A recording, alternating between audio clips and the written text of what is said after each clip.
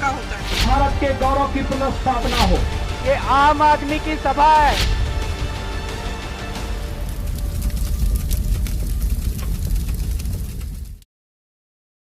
नमस्कार, आप देख रहे हैं सत्य लाइव टीवी। आज हमारे साथ एक खास कार्यक्रम में हमारे साथ दो मेहमान हैं। एक भारतीय जनता पार्टी का पक्ष रखने वाले राजेंद्र बहादुर सिंह हमारे ठीक दाएं, आपका बहुत बहुत स्वागत है। और हमारे बाएं समाजवादी पार्टी का पक्ष रखने के लिए इस समय हमारे बीच में सुनील यादव जी हैं, आपका बहुत बहुत स्वागत है सत्य लाइव टीवी में।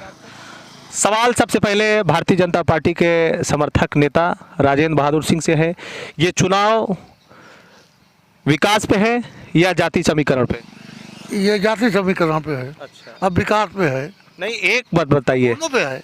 दोनों पे कैसे हो सकता है? नहीं, आप दो नाव पे पाँव क्यों रख रहे हैं? एक नाव पे रखिए ना। हम दो पे नहीं, हम 80-20 हैं। नहीं, 80-20 आप करिएगा। अभी हम सवाल मैं आपसे पूछ रहा हूँ, ये चुनाव विकास पे है, विकास के मुद्दे पे है या जाति समीकरण के मुद्दे विकास पे। विकास पे जी, अगर विकास के मुद्दे पे ये चुनाव है तो 80-20 की बात कहाँ से आती है? ये 80-20 की बात आती है। 80 हम लोग हैं ना। नहीं, 80 कौन है? 80 भाजपा है। अच्छा, विकास पार्टी का नारा है सबका साथ, सबका विकास और सबका विश्वास। अगर आपने सबका साथ, सबका विकास किया है तो 80 और 20 का सवाल कहाँ से आ गया? भाई 80 लोगों को विश्वास है, इसलिए हम 80 बता रहे हैं। आप जिधर से आए होंगे देखे होंगे, सारी सड़कें चौड़ी हो गई, विद्यालय चमचमा रहे हैं, मेडिकल कॉलेज की बौछार हो गई पूरे यूपी में। अच्छा, हाँ, देखिए, ये कह रहे हैं कि 80% हमारे विकास के काम की वजह से 80% लोग हमारे साथ हैं और 20% लोग हमारे खिलाफ हैं। आप क्या कहेंगे इस पे? जब चुनाव विकास पर है तो 80-20 का मतलब क्या है? इसका मतलब 20% मुसलमान, 80% हिंदू। ये तुष्टिकरण की राजनीति हो गई। बताइए, ये तो कह रहे हैं कि 80% हिंदू, 20% मुसलमान की बातें कर रहे हैं और आप घुमा रहे हैं। नहीं, 20% मुसलमान नहीं, वो 20% में सब लोग हैं वो। अच्छा। जो विश्वास नहीं कर रहे हैं। अच्छा। विकास को। भारतीय जनता पार्टी में इतनी भगदड़ क्यों है?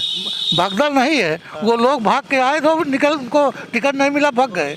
अभी तो टिकट की घोषणा नहीं हुई थी, कैसे आपको पता कि टिकट? मालूम हो गया, वहाँ दिल्ली में मीटिंग कर रही थी, उनको कहा गया कि तुम्हारे बच्चों को टिकट एक को मिला, नहीं मिलेगा। नहीं, चलिए ठीक है, एक आप नेता को बताते हैं कि बच्चे के टिकट ना मिलने की वजह से, लेकिन जो आरोप लगाया है, जो इस्तीफा दिया है, उन्होंने साफ तौर पे कहा है कि सरकार ने दलित, पिछड़ों, शोषितों, नौजवानों और किसानों के साथ अन्याय किया, जो उनके साथ होना चाहिए तो वो नहीं हुआ। तब ये कहाँ थे जो 5 साल जो है लूटे खाए और उसके बाद जो टिकट नहीं मिला तो भाग गए।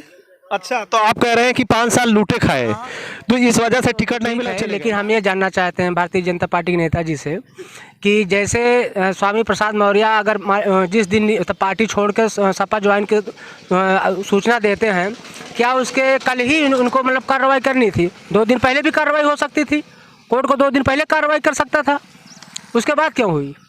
हम इनसे जानना चाहते हैं। ये कह रहे हैं कि ये कार्रवाई तो पहले भी हो सकती थी, जिस दिन इस्तीफा दिया दूसरे दिन ही क्यों? अब ये तो अदालत बता सकती है ना। अच्छा, अदालत बता सकती है कि माननीय मुख्यमंत्री जी? नहीं, मुख्यमंत्री वारंट नहीं काटते हैं, वारंट अदालत काटती है। अदालत अभी तक, उसके पहले क्या अदालत सो रही थी? जब किसी के ऊपर कोई क्राइम का मुकदमा दर्ज है तो अदालत क्या सो रही थी? जिस दिन पार्टी छोड़ रहे हैं उसके कल ही उनके ऊपर था वो होता है, कार्रवाई होती है, तो क्या अदालत उसके पहले सो रही थी? उसके 1 हफ्ता पहले, 10 दिन पहले, 1 महीने पहले, 2 महीने पहले कभी भी कार्रवाई कर सकती थी अदालत। तो ये चुनाव में आपको लगता है कि नेताओं के निकलने से भारतीय जनता पार्टी को नुकसान होगा? नहीं, एक पैसे का नुकसान है, वो नेता नहीं है, तो वो दल बदलू नेता हैं। वो जहाँ जाएंगे वो अपने टिकट के लिए जाएंगे, वहाँ नहीं पाएंगे तो वहाँ से भाग आएंगे। मतलब जब कल आपके यहाँ थे तो बहुत अच्छे थे। नहीं, अच्छे कहाँ, और बदल के आए थे, दल बदल के आए थे और दल बदल के चले गए। लेकिन वही स्वामी प्रसाद मौर्य, वही दारा सिंह चौहान, वही जो डॉक्टर धर्म सिंह सैनी जब वही बसपा में थे, जब वही बसपा छोड़ के भाजपा में गए तो भाजपा की सरकार बन गई। तब दल बदलू नहीं थे। अब आज अगर ये सरकार इसमें जा रहे हैं तो वजूद नहीं है, इनके पास वोट नहीं है, तो अब जब उनके पास वोट नहीं तो सरकार कैसे बन गई?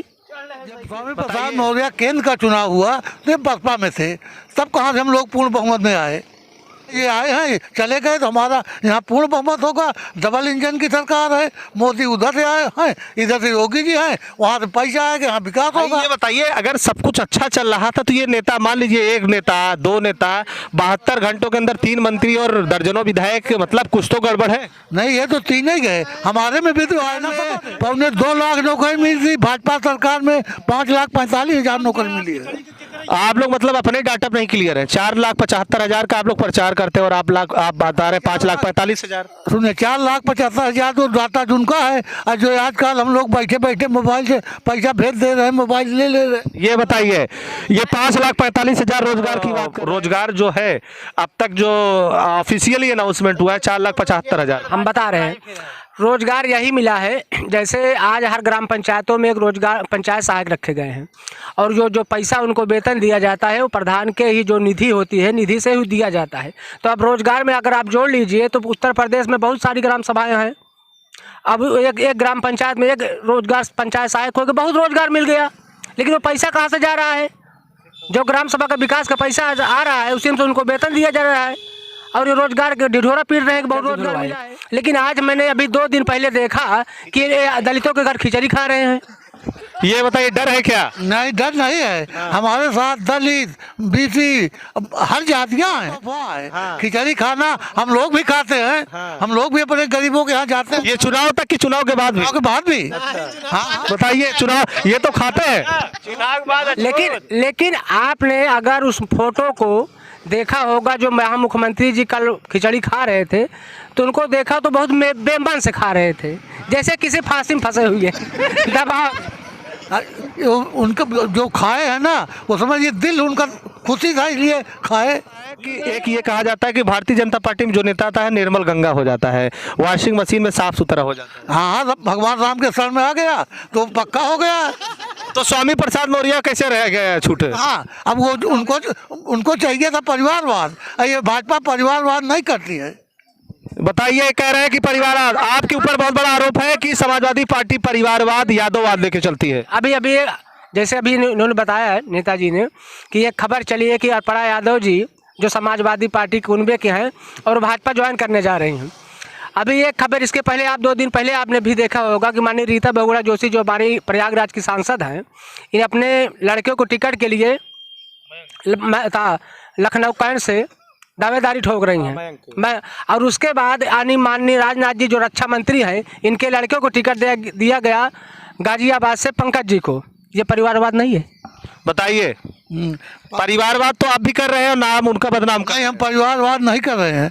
परिवारवाद जो उनके राजनाथ सिंह के लड़के हैं उसके पहले संघ के हैं, आज से करीब 20 साल पहले जो संघ ज्वाइन किया। अच्छा, ये बताइए, मतलब अगर लड़का काबिल है तो अगर हम डॉक्टर हैं, अगर हमारा लड़का पढ़ लिख के डॉक्टर बनता है तो क्या अपराध है?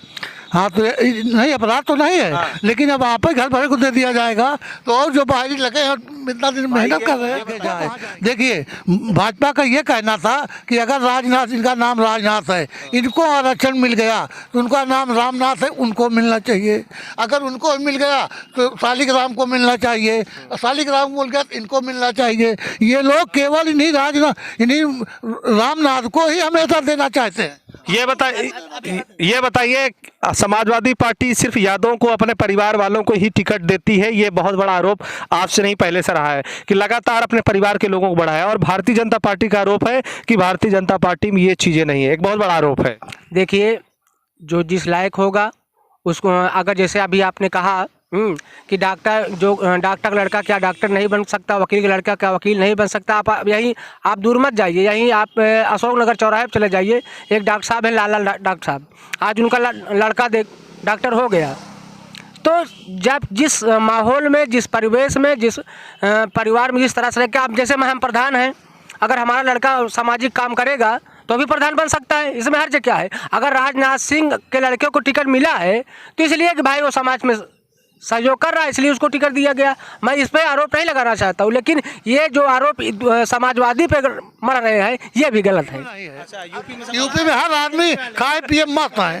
आइए, यहाँ तो सब खुशहाल है, कह रहे हैं कि सब कुछ 4 गाड़ी चल रहे हैं और महंगाई होगा, कोई मुद्दा नहीं। ये 4 गाड़ी क्या 2017 से चल रहे हैं? इसके पहले 4 नहीं चलती थी।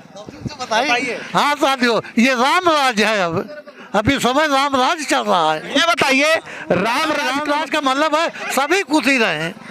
ये बताइए सब कैसे खुश है? सभी लिए खुशी है। अगर- देखिए अब 1 मिनट हमें सुनिए, सभी लिए खुशी है। इस पक्की सड़क को अगर बनवाया योगी ने तो इस पे सब चलते हैं। अगर उस हाईवे पे जाइए सब चलते हैं, पुल बनवा दे रहे हैं, बाईपास सब चलते हैं। ये तो पहले भी सरकारें करती रही, आज पहली बार रोड बनी। अगर 5 साल पहले कोई समाजवादी बता दे कि कहाँ पे पुल बना था, बताइए, समाजवादी कह रहे, कोई समाजवादी बता दे कहाँ पुल बना था, कहाँ रोड बनी थी? बाईपास आप बताइए। हम तो बता रहे इस समय कहीं भी नहीं बाकी है जहाँ न लग गया हो। क्या लग गया? नहीं लग्गा नहीं पूछ रहे हम। अब हम चुनाव की बात करना चाहते हैं। इनकी मौजूदा में इनकी सरकार है और इनके विधायक हैं। इसके पीछे समाजवादी की सरकार थी, समाजवादी की विधायक थे। वही सोराव विधानसभा में ITI कॉलेज, अगर जिसको नहीं जानकारी जाकर देख सकता है, ददोली में। आपके मऊआयमा में 50-60 बेड का हॉस्पिटल, आपके कमला नगर में कस्तूरबा गांधी विद्यालय, आपके सोराव में फायर ब्रिगेड, मऊआयमा में बिजली घर, सोराव में बिजली घर, अन्य तमाम जो है ग्रामीणों में ये कम से कम 100 ये लाइट की व्यवस्था, जो खंभा पोल तार की विद्युतीकरण की व्यवस्था। मैं माननीय इनसे जानना चाहता हूं कि आपको एक सोराव विधानसभा में इस पूरे 5 साल के कार्यकाल में किसी एक बिल्डिंग का नाम बता दें। बताइए, इन्होंने तो गिनवा दिया, आप गिनवाइए सोराव विधानसभा में। गिनवा रहे हैं। आप अगर प्रतापगढ़ बॉर्डर से आइए तो सीधे पुल पे चल जाइए, अब आपको रेल से कटना नहीं पड़ेगा। फिर वहाँ से आगे आइए, फिर आप चले आइए, आप यहाँ चले जाइए पापा मऊ से गंगा जी पे पुल बन रहा है, फिर आप आगे आ जाइए, आप चले आइए फूलपुर में इतना बड़ा बाईपास बन गया। इनका एक भी, इनकी सरकार में बिजली जनता खड़ी है, पूछिए कि बिजली कब आएगी नहीं पता था, लेकिन भाजपा की सरकार में जब जागो तब बिजली दिखाई देती। बताइए, ये इन्होंने कहा कि बाईपास प्रतापगढ़, फूलपुर और कई बाईपास गिराया और बिजली के कह रहे हैं कि जनता को पता है बिजली कितने बजे आएगी। आपकी सरकार में ऐसा नहीं था। ठीक हम बता रहे हैं, अभी बता रहे हैं। हमने इनसे पूछा सोराव विधानसभा में आप एक बिल्डिंग बताइए। तो जो बाईपास बना मऊआयमा में, क्या वो विधायक जी ने बनवाया? सोराव के विधायक ने बनवाया? बताइए, विधायक जी योगी जी ने बनवाया है। मैंने सोराव की बात किया, योगी जी ने बनवाया। वो तो माननीय अखिलेश की जब सरकार थी तभी उसका वो हो गया, शिलान्यास हो गया था। ये तो उसका फीता काट रहे हैं। हाँ, अब आप ये सुन लीजिए कि सपा की सरकार थी, यहीं पे विधायक बैठते थे सोराव में, यही कलंदरपुर में। हम लोग कहते थे विधायक की पैसा है, इसको बनवा दीजिए, नहीं तो लोग गाली दे रहे हैं हम लोगों को, कहीं पैसा ही नहीं है। और जैसे सरकार गिरी है, आप देखिए कि विकास का आज तक अभी पैसा चुका नहीं है, विकास होते चला जा रहा है। बताइए, बहुत विकास। दोनों मुद्दे बात करना चाहते हैं।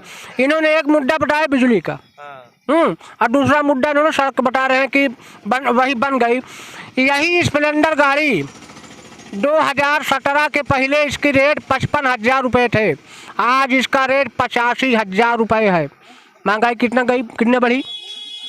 बताइए, कितना महंगाई बढ़ी? 55,000 की गाड़ी 85,000। हाँ, 85 सब नए मॉडल में आ गई है ना इसमें। बताइए, नया मॉडल है, नया जमाना। पहले अब नहीं, मुद्दे की बात करें। इन्होंने बिजली की बात की। अखिलेश सरकार में 14 घंटा 16 घंटा लाइट दी जा रही थी, लेकिन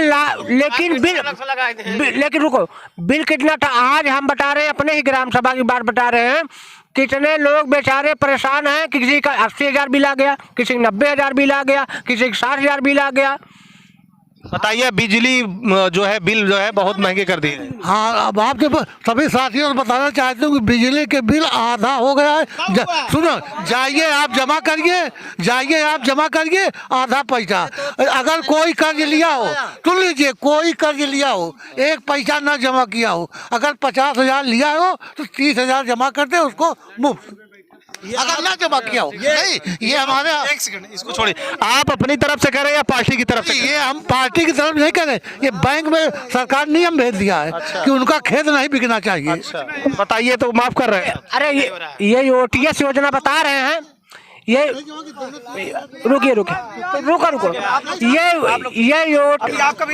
सुनिए, ये ओटीएस योजना बता रहे हैं। जो ओटीएस योजना माननीय जनता से थोड़ा ले माननीय बहन जी की सरकार से हो जाता है, 1,50,000 हो जाता है, तो चाहे जो भी सरकारें आई ओटीएस चालू किया, ओटीएस की योजना है। देखिए हमारे साथ ये दोनों मेहमान भारतीय जनता पार्टी से ठाकुर साहब और इधर से यादव जी हमारे साथ बने हुए थे और बेबाक अंदाज में इन्होंने पूरी बातें कही।